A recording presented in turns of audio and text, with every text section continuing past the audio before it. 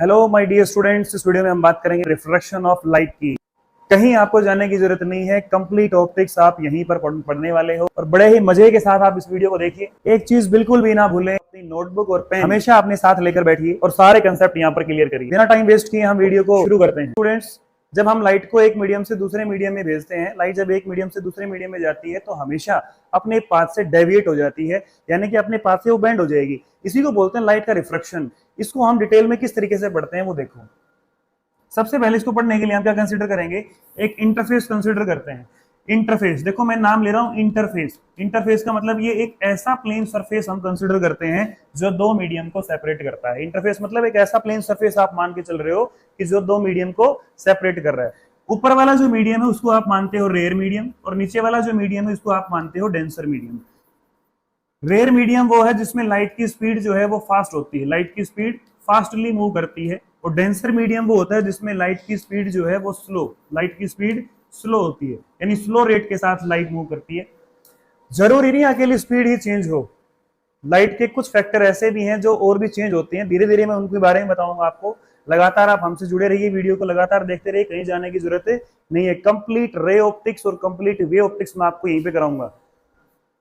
तो dear students, हमने एक इंटरफेस लिया। इंटरफेस किसको बोलते हैं, जो दो मीडियम को सेपरेट कर रहा है, रेयर और डेंसर। रेयर हमारा वो जिसमें लाइट की स्पीड फास्ट हो, डेंसर वो जिसमें लाइट की स्पीड स्लो हो। तो हम क्या करते हैं कि हम यहाँ रेयर मीडियम से लाइट को डेंसर मीडियम में पहुंचाते हैं। तो हमने लाइट का कोई सोर्स ले लिया, यहाँ से लाइट इंसिडेंट कराई। जैसे ही लाइट गई तो इस वाली रे को हम बोलते हैं इंसिडेंट रे। और इंसिडेंट रे जहां भी इस प्लेन सरफेस के ऊपर गिरेगी तो उस पॉइंट को हम बोलेंगे पॉइंट ऑफ इंसिडेंस। क्या बोलते हैं? Point of incidence. तो ये जो ओ है ना, ये हमारा पॉइंट ऑफ इंसिडेंस है। जहां लाइट गिरती है वहां पर हम एक नॉर्मल कंसीडर कर लेंगे। इस प्लेन सरफेस के ऊपर जहां लाइट गिरेगी वहां पे हम क्या मान लेंगे कि एक नॉर्मल हम कंसीडर कर लेंगे। नॉर्मल हमेशा प्लेन सरफेस के परपेंडिकुलर माना जाता है। तो हमने एक नॉर्मल कंसीडर कर लिया। अगर हम यहाँ पे प्लेन मिरर ले रहे होते हैं ना, प्लेन मिरर, तो प्लेन मिरर अगर होता तो लाइट आती, टकराने के बाद उसी मीडियम में चली जाती, तो वो लाइट का रिफ्लेक्शन होता। तो वो जो फिनोमिना होता वो हम रिफ्लेक्शन ऑफ लाइट पढ़ रहे होते। यहाँ पे जो हम पढ़ रहे हैं वो रिफ्रैक्शन पढ़ रहे हैं। इट मीन लाइट रिफ्रैक्ट होगी। तो हमने एक ट्रांसपेरेंट प्लेन सरफेस लिया है कि लाइट आर पार हो जाए, लाइट एक मीडियम से दूसरे मीडियम में एंटर कर जाए। तो यहाँ लाइट जब रेयर टू डेंसर मीडियम में आती है ना, तो लाइट का ओरिजिनल पाथ जो है वो ये है। लेकिन कभी भी लाइट अपने ओरिजिनल पाथ को फॉलो नहीं करती, ये बात मैं आपको बता चुका। जब लाइट रेयर से डेंसर मीडियम में आती है तो उसकी स्पीड चेंज हो जाती है, और चेंज होने की वजह से वो बेंड टुवर्ड्स द नॉर्मल, यानी कि वो सीधी जा रही थी, जैसे ही वो दूसरे मीडियम में एंटर करती है तो वो इस नॉर्मल की तरफ झुक जाती है, यानी कि बेंड टुवर्ड्स द नॉर्मल। ये पॉइंट अपने आप अपने दिमाग के अंदर रखिए कि जब light rare to denser medium में जाती है तो हमेशा बेंड टुवर्ड्स द नॉर्मल, यानी कि नॉर्मल की तरफ झुक जाएगी, टुवर्ड्स नॉर्मल। ये चीज अपने दिमाग के अंदर सेट करो भाई। वहीं हम लाइट रे को डेंसर टू रेयर मीडियम में भी भेजेंगे। लाइट रे अगर रेयर टू डेंसर आई है तो वापस डेंसर टू डेंसर मीडियम, मतलब ये कुछ भी हो सकता है भाई। आप ग्लास भी ले सकते हो, वाटर भी ले सकते हो, ये डायमंड भी हो सकता है, कुछ भी हो सकता है। ये एक डेंसर मीडियम है। लाइट जब एक बार रेयर टू डेंसर आती है तो फिर डेंसर से बाहर वापस रेयर में भी जाती है। तो लाइट रे जब वापस डेंसर टू रेयर अगर हम भेज रहे हैं तो हम क्या करते हैं कि हम ये पूरा एक डेंसर मीडियम कंसीडर कर लें। तो हमने पूरा एक डेंसर मीडियम कंसीडर कर लिया, ये वाला। तो यहां भी एक हम इंटरफेस कंसीडर कर लेंगे। इंटरफेस वही सीधी सी बात है, मैंने आपको बताया था, एक ऐसा प्लेन सरफेस जो दो मीडियम को सेपरेट करता है। तो हमने फिर से यहाँ पे एक इंटरफेस लिया है, और ये जो इंटरफेस है ये दो मीडियम को सेपरेट करेगा। ये वाला जो मीडियम है मैंने आपको बताया डेंसर मीडियम है, और बाहर वाला कौन सा चल रहा है भाई? Rare medium. बाहर वाला कौन सा मीडियम है? Rare medium. जब light ray rare to denser medium में आई है तो नॉर्मल की तरफ झुक गई। अब लाइट रे डेंसर टू रेयर भी जाएगी। अब लाइट रे जो है ना वो डेंसर टू रेयर मीडियम में भी जाएगी। तो जब डेंसर टू रेयर जाती है ना, तो जहां से वो मीडियम को चेंज करेगी वहां हम फिर से क्या मान लेंगे? एक नॉर्मल मान लेंगे। और नॉर्मल हमेशा प्लेन सरफेस के परपेंडिकुलर, नॉर्मल हमेशा इस प्लेन सरफेस के परपेंडिकुलर माना जाता है। तो लाइट रे जैसे ही डेंसर से रेयर मीडियम में जाएगी तो हम क्या करेंगे? लाइट का ओरिजिनल पाथ देखो क्या है, लाइट इस डायरेक्शन से आ रही है, इस डायरेक्शन से आ रही है। तो लाइट कभी भी नॉर्मल की तरफ नहीं झुकेगी। अब की बात डेंसर टू रेयर जाती है तो हमेशा अवे फ्रॉम द नॉर्मल हो जाती है। हमेशा कहां हो जाती है?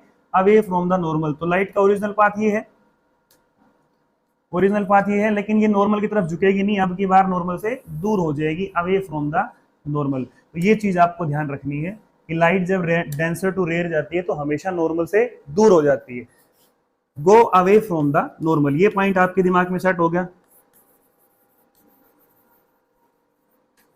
दो चीजें बताई हैं, कुछ भी नहीं है। आप ध्यान से देखो तो लाइट एक बार रेयर टू डेंसर आई है, एक बार डेंसर टू रेयर गई है। जब लाइट रेयर टू डेंसर आती है तो नॉर्मल की तरफ झुक जाती है, बेंड टुवर्ड्स द नॉर्मल। अब लाइट डेंसर टू वापस रेयर में जाती है तो वो अब की बार लाइट का ओरिजिनल पाथ देखो ये है, लेकिन वो नॉर्मल की तरफ झुकेगी नहीं, अब की बार away from the normal due to high speed of the light. क्योंकि रेयर मीडियम के अंदर लाइट स्पीड ज्यादा होती है, ज्यादा स्पीड की वजह से ये अवे फ्रॉम द नॉर्मल हो जाती है।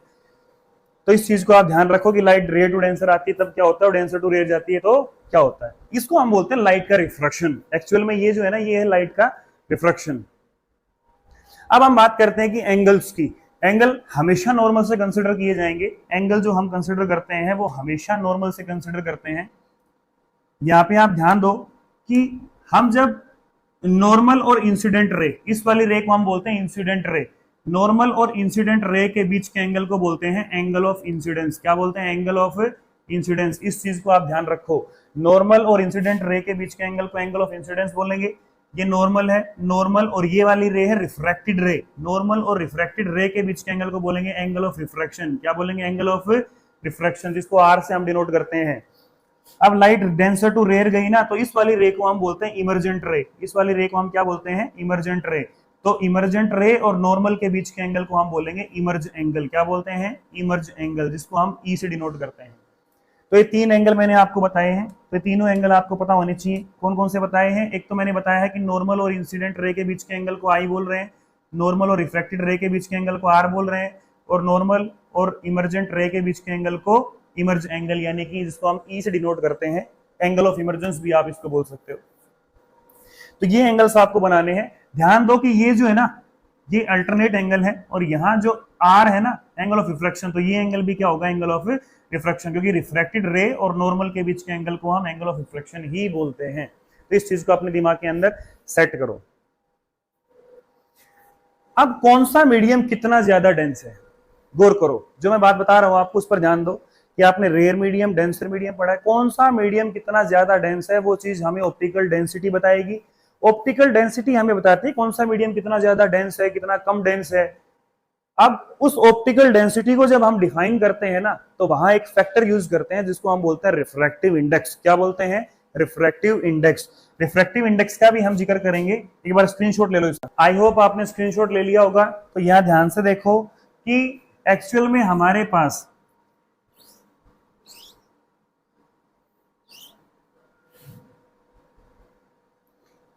हमारे पास जो ऑप्टिकल डेंसिटी है, ऑप्टिकल डेंसिटी किसी भी मीडियम कितना डेंस है, कितना कम डेंस है, वो चीज हमें डिफाइन करके देती है। तो किसी भी मीडियम की जो ऑप्टिकल डेंसिटी है वो हमें एक फैक्टर से पता चलती है, और वो फैक्टर जो है ना, वो डिफ्रैक्टिव इंडेक्स होता है। क्या होता है वो? Refractive index. रिफ्रैक्टिव इंडेक्स को हम म्यू से डिनोट करते हैं। किसे डिनोट करते हैं? म्यू से। कहीं कहीं आपको एन से भी डिफाइन करता हुआ नजर आएगा ये, लेकिन हम इसको नॉर्मली म्यू से डिफाइन करते हैं, डिनोट करते हैं। तो म्यू किसके बराबर होता है? Speed of light in vacuum upon में speed of light in medium. तो लाइट की स्पीड मीडियम में उसको हम v से लिख रहे हैं, वैक्यूम में जो लाइट की स्पीड है उसको हम c से लिखते हैं। तो रिफ्रैक्टिव इंडेक्स की कंप्लीट स्टडी हम करेंगे जब आप एक बार लाइट के रिफ्रैक्शन के बारे में पढ़ लोगे ढंग से, तो उसके बाद हम रिफ्रैक्टिव इंडेक्स के बारे में डिस्कशन करेंगे। तो पहले एक बार लाइट का रिफ्रैक्शन पढ़ो, उसके बाद मैं रिफ्रैक्टिव इंडेक्स बताता हूं आपको। तो डियर स्टूडेंट्स ध्यान दो, फटाफट एक बार हम रिफ्रैक्शन ऑफ लाइट के दोनों लॉज स्टडी करते हैं। क्या क्या है? इंसिडेंट रे, नॉर्मल और refracted ray are line the same plane at the point of incidence. Incident ray, normal और रिफ्रैक्टेड रे तीनों ही सेम प्लेन में एग्जिस्ट करते हैं, वो भी at the point of incidence. मैंने आपको बताया था कि ये जो ओ है ये पॉइंट ऑफ इंसिडेंस कहलाता है, जहां पे जिस प्लेन सरफेस पे लाइट इंसिडेंट होती है तो उस पॉइंट को हम पॉइंट ऑफ इंसिडेंस बोलते हैं। दूसरा लॉ जो है वो आपके लिए इंपॉर्टेंट है। दूसरे नियम में क्या कह रहा है कि ratio of sine angle of incidence, sine angle of incidence to the sine angle of refraction, sine angle of refraction is always constant. हमेशा दोनों का रेशियो जो रहेगा ना वो हमेशा कांस्टेंट रहेगा, और इस लॉ को हम बोलते हैं स्नेल्स लॉ। क्या बोलते हैं इसको? स्नेल्स लॉ भी कहा जाता है। यह आपने 10th स्टैंडर्ड तक पढ़ा होगा, लेकिन यहाँ 12th स्टैंडर्ड के अंदर आप स्नेल्स लॉ को ऐसे नहीं पढ़ोगे, थोड़ा सा इसकी डिटेल आगे और भी आएगी, वो आपको ध्यान देना है कैसे हम इसको स्टडी करते हैं। तो एक्चुअल में ये जो कांस्टेंट है ना, हम इस कांस्टेंट को यहां पे as a refractive index consider करते हैं। इस बात पर गौर करो, ये जो कांस्टेंट आप देख रहे हो ये एज ए यहां पे रिफ्रैक्टिव इंडेक्स होता है, और रिफ्रैक्टिव इंडेक्स की जो वैल्यू होती है ना वो हमेशा कांस्टेंट होती है। अलग अलग मीडियम के लिए रिफ्रैक्टिव इंडेक्स की वैल्यू भी क्या होगी, अलग अलग होगी। एयर के लिए 1 होता है तो कांस्टेंट है, अब बदल नहीं सकते। तो ये जो कांस्टेंट वैल्यू है ना, ये कांस्टेंट वैल्यू एक्चुअल में हमारे रिफ्रैक्टिव इंडेक्स को शो करेगी। तो यहाँ पे हम ये भी लिख सकते हैं कि हमारा साइन एंगल ऑफ इंसिडेंस और साइन एंगल ऑफ रिफ्रैक्शन का जो रेशियो है वो हमारा रिफ्रैक्टिव इंडेक्स के बराबर है। यहीं से रिफ्रैक्टिव इंडेक्स की कहानी शुरू हो जाती है। और अब मैं आपको रिफ्रैक्टिव इंडेक्स की डिटेल बताऊंगा कि रिफ्रैक्टिव इंडेक्स एक्चुअल में है क्या। एक बात आपको नोट करनी है, चाहे आप इस चीज को अपने दिमाग के अंदर ऐसे ही पढ़ सकते हो, ये ट्रिक की तरह भी आप ध्यान रख सकते हो कि नीचे जिस मीडियम की बात हो रही है ना, रिफ्रैक्टिव इंडेक्स आप उसी का निकालते हो।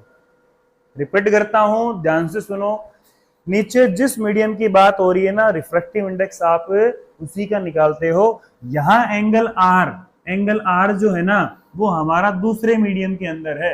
ये मीडियम मान लो हमने पहला कंसिडर कर लिया तो इसका रिफ्रैक्टिव इंडेक्स हमने μ1 मान लिया। ये दूसरा मीडियम है तो इसका रिफ्रैक्टिव इंडेक्स है μ2।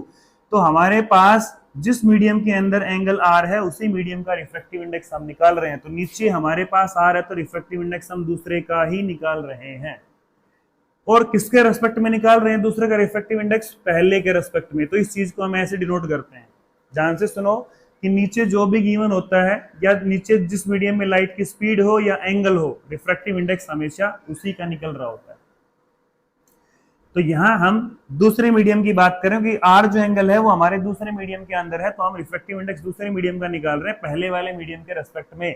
तो इस चीज को हम ये भी लिख सकते हैं, sign angle of incidence upon में साइन एंगल ऑफ रिफ्रैक्शन, किसके बराबर होगा, दूसरे मीडियम का रिफ्रैक्टिव इंडेक्स पहले मीडियम के रेस्पेक्ट में। इस चीज को हम ये भी लिख सकते हैं। दिमाग के अंदर नोट करो, अगर आप नोटबुक और पेन लेके बैठे हो तो ये चीज आपको नोट करनी चाहिए कि सेकंड मीडियम के अंदर जो रिफ्रैक्टिव इंडेक्स है फर्स्ट के रेस्पेक्ट में, उसको हम इस तरीके से भी डिनोट करते हैं।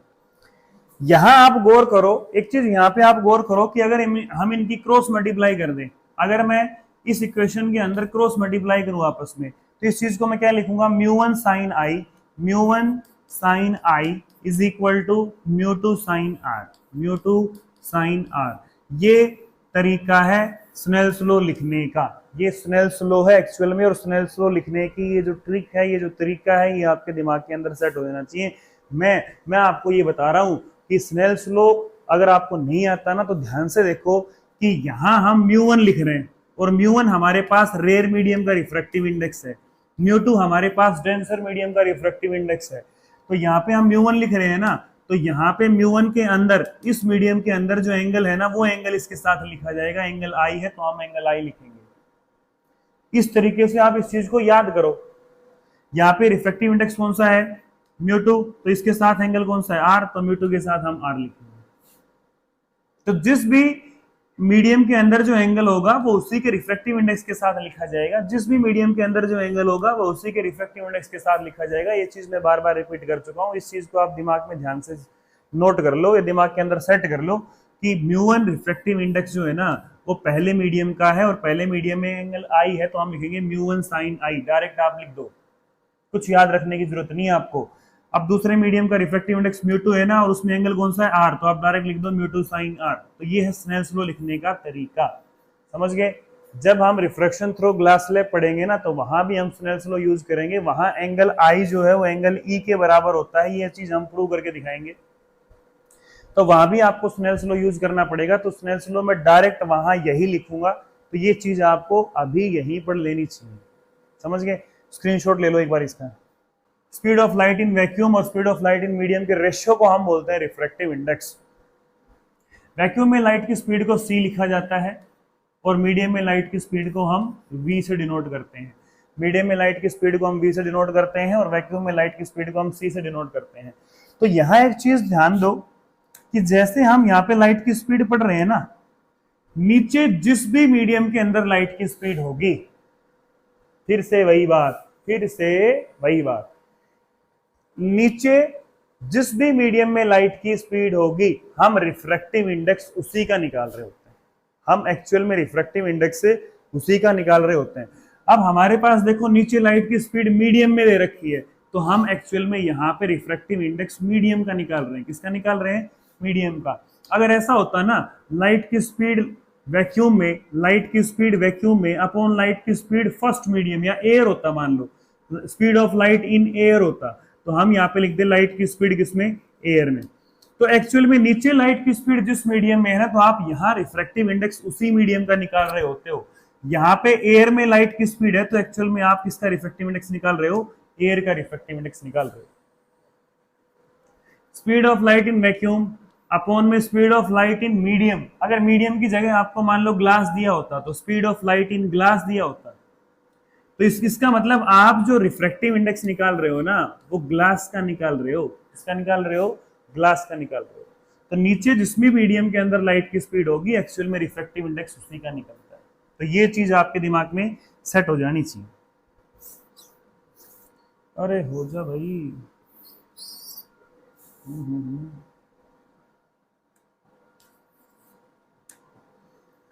ये चीज आपके दिमाग के अंदर सेट हो जानी चाहिए कि यहाँ पे हमारे पास जिस मीडियम का हम रिफ्रैक्टिव इंडेक्स निकालते हैं, उसमें वो नीचे लिखा जाता है, उसमें लाइट की स्पीड नीचे आपको मिलेगी। अब हम इस चीज को डिटेल में बढ़ते हैं कि रिफ्रैक्टिव इंडेक्स क्या चीज होती है। हम एक इंटरफेस कंसीडर करेंगे। आप एक इंटरफेस कंसीडर करो।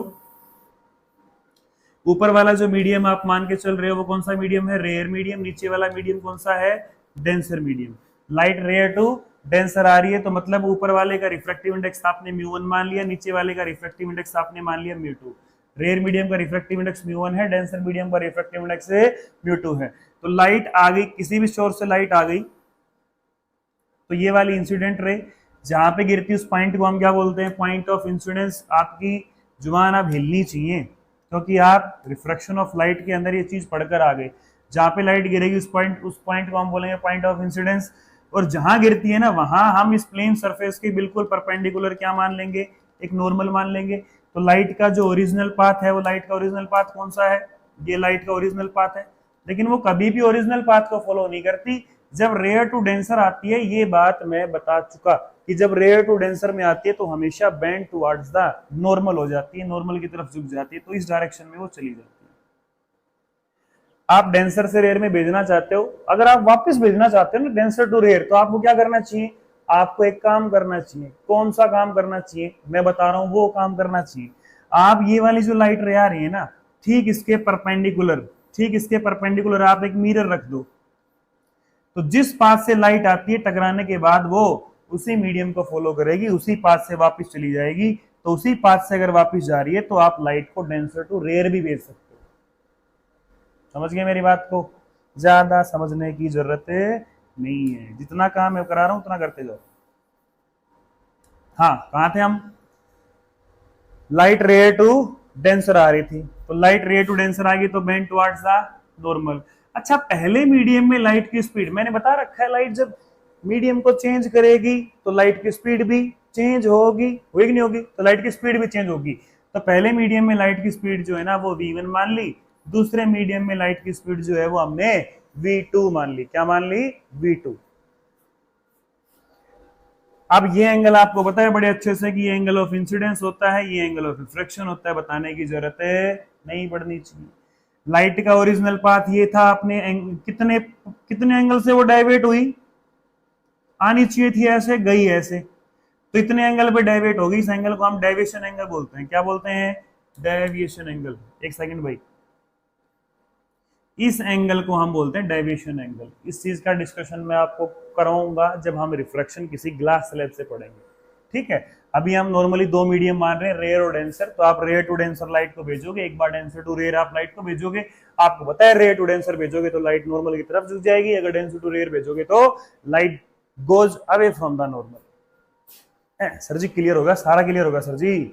आप ध्यान से देखते रहो, आपको सारी चीजें यहाँ पे क्लियर हो जाएंगी। अब यहाँ पे गौर करो, हम पहले वाले रिफ्रैक्टिव इंडेक्स का जिक्र करेंगे।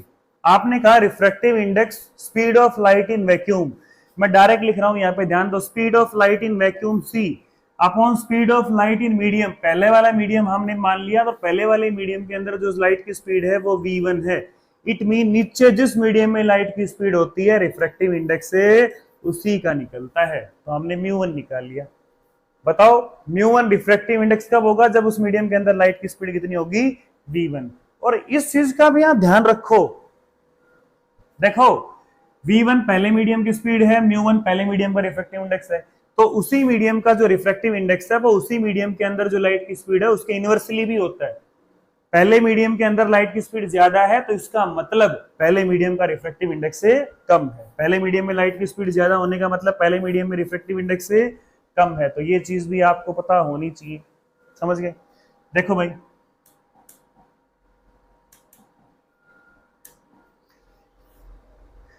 ये इक्वेशन नंबर क्या मान ली? एक। अगर हम दूसरे मीडियम का जिक्र करें तो speed of light in vacuum upon में speed of light in medium. दूसरे मीडियम के अंदर लाइट की स्पीड कितनी है? v2। तो मतलब हम रिफ्रैक्टिव इंडेक्स दूसरे मीडियम का निकाल रहे हैं। जिस मीडियम में लाइट की स्पीड नीचे है उसी मीडियम का रिफ्रैक्टिव इंडेक्स निकलता है। ये चीज मैं आपको बता चुका। इन दोनों इक्वेशन को डिवाइड कर लो। दोनों इक्वेशन से हम क्या लिख सकते हैं भाई? μ2 बाई μ1। दोनों को रेशियो करो। μ2 को मैं क्या लिखूं? c by v2। μ2 को मैं लिख दूंगा c बाई v2 और अपॉन में μ1 को मैं क्या लिख दूं? c by v1। c से क्या कर दूं? c कैंसिल, तो हमारे पास जो बचा वो क्या बचा? v1 by v2। ये चीज आपको नोट करनी चाहिए कि μ2 बाई μ1 जो होता है ना वो हमारे पास v1 बाई v2 के बराबर है। लाइट की स्पीड किसी मीडियम के रिफ्रैक्टिव इंडेक्स के साथ कैसे वेरी करती है? गौर से देखो, ऐसे वेरी करती है। समझ गए ना? यानी कि पहले मीडियम में लाइट की स्पीड यहां है ना, तो उस मीडियम का रिफ्रैक्टिव इंडेक्स उसके इनवर्सली होगा। दूसरे मीडियम में लाइट की स्पीड दूसरे मीडियम के रिफ्रैक्टिव इंडेक्स के इनवर्सली होगा। ये चीज आपको हमेशा अपने दिमाग के अंदर सेट कर लेंगे। ठीक है, आई होप आपको इतनी चीजें क्लियर हो गई होंगी। कहीं जाने की जरूरत नहीं है, बैठे रहो भाई, बैठे रहो, कहीं जाने की जरूरत नहीं है। अभी तो आगे देखते रहो रिफ्रैक्टिव इंडेक्स की डिटेल और आगे। अच्छा, अगर हम एयर की बात करें, किसकी बात करें? एयर की बात करें, तो रिफ्रैक्टिव इंडेक्स अगर मैं एयर का निकालूंगा ना, तो मैंने एक चीज आपको बता दी कि speed of light in vacuum upon में स्पीड ऑफ लाइट इन, जिसका निकाल रहे होते उसमें नीचे लाइट की स्पीड मिलेगी नहीं मिलेगी? एयर। अगर speed of light in air है ना, तो मतलब आप किसके निकाल रहे हो? रिफ्रैक्टिव इंडेक्स से एयर का निकाल रहे हो। आपको तो पता है लाइट की स्पीड वैक्यूम में कितनी है? 3 इंटू 10 की पावर 8 अपॉन एयर में लाइट की स्पीड कितनी है? 3 इंटू 10 की पावर 8। नियरली इतनी होती है। 3 इंटू 10 की पावर 8 कटे कितना आ गया? 1। यानी एयर का रिफ्रैक्टिव इंडेक्स कितना आ गया भाई? 1। अगर आप रिफ्रैक्टिव इंडेक्स निकाल रहे हो ग्लास का रिफ्रैक्टिव इंडेक्स निकालने का मतलब क्या हुआ? Speed of light in vacuum upon speed of light in glass. हाँ जी, जिस मीडियम का रिफ्रैक्टिव इंडेक्स होता है वो उस मीडियम की लाइट की स्पीड के इनवर्सली होना चाहिए। नीचे लिखोगे आप लाइट की स्पीड उस मीडियम के अंदर। हाँ लिख दी सर, लिख दी तो बहुत बढ़िया बात है भाई। सी की लाइट की स्पीड कितनी बताओ भाई? लाइट की स्पीड कितनी होगी? 3 इंटू 10 की पावर 8। ग्लास में लाइट की स्पीड कितनी होती है? 2 इंटू 10 की पावर 8। 10 की पावर 8 टू 10 की पावर 8 क्या हो गया? कैंसिल हो गया। तो मेरे पास क्या हो जाए? 3/2 और 3/2 को वी कैन राइट 1.5। तो ये रिफ्रैक्टिव इंडेक्स आ गया हमारे पास ग्लास का। अगर हम बात करें वाटर की, किसकी बात करें? वाटर की, तो वाटर के अंदर हम क्या लिखेंगे? Speed of light in vacuum upon speed of light in water. Vacuum के अंदर लाइट की स्पीड 3 इंटू 10 की पावर 8। वाटर के अंदर लाइट की स्पीड कितनी होती है? 2.25 इंटू 10 की पावर 8। 10 की पावर 8 से 10 की पावर 8 कैंसिल कर दो तो कितना आया है? ऊपर 100 से मल्टीप्लाई करो, 300/225। तो इस चीज को यहां लिखो भाई, 300/225 को काट दो भाई, कितना आया? 5 से काटो, 5 चौक 20, 25, 5 सिंह 30, 0, 12 5 60, 9 5 जा 45, 4 3 12, 3 3 9। इट मीन 4/3 और 4/3 को वी कैन राइट 1.33 समथिंग, 1.33। तो ये हमारे पास जो आया है ना, ये वाटर का रिफ्रैक्टिव इंडेक्स आया है। सिमिलरली अगर आप डायमंड का निकालो, तो डायमंड का जो रिफ्रैक्टिव इंडेक्स होता है वो आपको याद होना चाहिए, कितना होता है? 2.42। ज्यादा रिफ्रैक्टिव इंडेक्स होने का मतलब उस मीडियम के अंदर लाइट की स्पीड कम होगी। तो डायमंड का रिफ्रैक्टिव इंडेक्स 2.42 है, तो मतलब डायमंड के अंदर लाइट की स्पीड क्या होगी? बहुत कम होगी। तो तो ये चीज आपको दिमाग के अंदर सेट करनी है। एक बार फटाफट इसका स्क्रीनशॉट ले लो। तो आप ये पढ़ के आए हो, देखो mu two by mu one is equal to v1 by v2। अरे ये चीज तो हमें पहले ही पता थी सर जी। लाइट जब रेयर टू डेंसर मीडियम में जा रही है और रेयर मीडियम के अंदर लाइट की स्पीड v1 है और डेंसर में v2 है, तो लाइट जब रेयर टू डेंसर जाएगी तो इस तरीके से जाएगी। अब सीधी सी बात है, रेयर टू डेंसर जा रही है तो पहले हम लाइट की स्पीड v1 लिखेंगे, अगर डेंसर में गई है तो फिर लाइट की स्पीड v2 लिखेंगे। तो नीचे जो लाइट की स्पीड होती है वही उसी का हम रिफ्रैक्टिव इंडेक्स निकालते हैं। किसके रेस्पेक्ट में निकालते हैं? पहले वाले के रेस्पेक्ट में निकालते हैं। ये चीज तो हमें पता थी। और इस चीज को आप ये भी लिख सकते हो, दूसरे का रिफ्रैक्टिव इंडेक्स पहले के रेस्पेक्ट में μ1। आप इस चीज को ये भी लिख सकते हो, इस तरीके से नोट कर दो। ये चीज मैं बता चुका। अच्छा सर जी, ये तो आपने रेयर टू डेंसर का बताया, डेंसर टू रेयर का नहीं बताया। अच्छा रेयर टू डेंसर का देख लो। ये आपने डेंसर मीडियम ले लिया, ये आपने रेयर मीडियम ले लिया। लाइट आई डेंसर मीडियम से और जहां आती है वहां एक नॉर्मल मान लो। अब लाइट रे डेंसर टू किस में जा रही है? रेयर में। तो नॉर्मल की तरफ तो झुकेगी नहीं, ना सीधी जाएगी बल्कि अवे फ्रॉम द नॉर्मल हो जाएगी, इस डायरेक्शन में जाएगी। डेंसर में लाइट की स्पीड कितनी मानी थी? v2 मानी थी।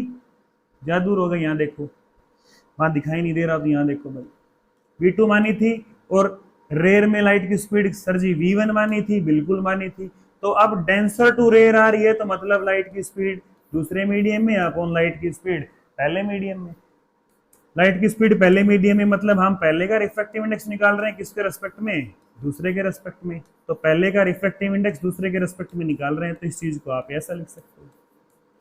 कैसे भी लिख दो, मर्जी आपकी है। रेयर टू डेंसर है तो हमारे पास ये इक्वेशन आई थी, डेंसर टू रेयर है तो हमारे पास ये इक्वेशन रहेगी। कोई बड़ी बात नहीं है भाई। पहले से दूसरे में भेज रहे हो तो पहले में लाइट की स्पीड है वो पहले लिखो, दूसरे की बाद में लिख दो, तो आपके पास नीचे जो होगा उसी में रिफ्रैक्टिव इंडेक्स निकलेगा और पहले वाले के रेस्पेक्ट में निकलेगा। यही तो चीज है, वो क्लियर है। अब देखो यहाँ पे जो हम एक्चुअल में चीज जो मैं आपको बता रहा हूं ना, वो क्या है? लाइट की स्पीड जो होती है, लाइट की स्पीड किसके बराबर होती है? Frequency into wavelength. लाइट की स्पीड हमारे पास जो होती है ना, वो फ्रीक्वेंसी इंटू वेवलेंथ के बराबर होती है।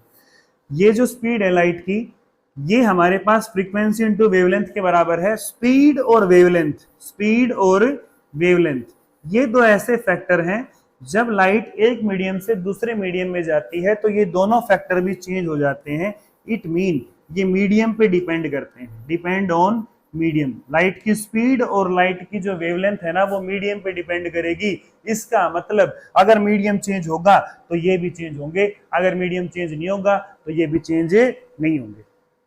क्लियर है? बिल्कुल क्लियर है। आगे देखो, फ्रीक्वेंसी एक ऐसा फैक्टर है जो कभी भी चेंज नहीं होता। फ्रीक्वेंसी, लाइट जब पहले मीडियम से दूसरे मीडियम में या दूसरे मीडियम से पहले मीडियम में जाती है तो फ्रीक्वेंसी कभी भी चेंज नहीं होती है।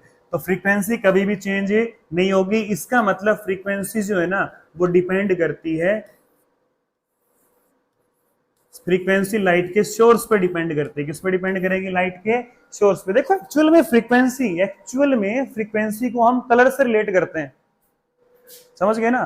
तो क्योंकि अलग आपने विबग्योर पढ़ा होगा, अलग अलग कलर जो है ना, तो इसका मतलब उसकी फ्रीक्वेंसी भी क्या है? अलग अलग है। तो फ्रीक्वेंसी को एक्चुअल में कलर से रिलेट करते हैं। जब लाइट अगर रेड कलर की डाल रहे हो तो एक मीडियम से दूसरे मीडियम में अगर जा रही है तो रेड कलर की ही रहेगी, उसका कलर चेंज नहीं होगा। तो इसका मतलब लाइट की फ्रीक्वेंसी सेम रहेगी, फ्रीक्वेंसी पर कोई असर नहीं पड़ता। तो लाइट की फ्रीक्वेंसी हमेशा सोर्स पर डिपेंड करती है, उसको मीडियम से कोई मतलब नहीं है।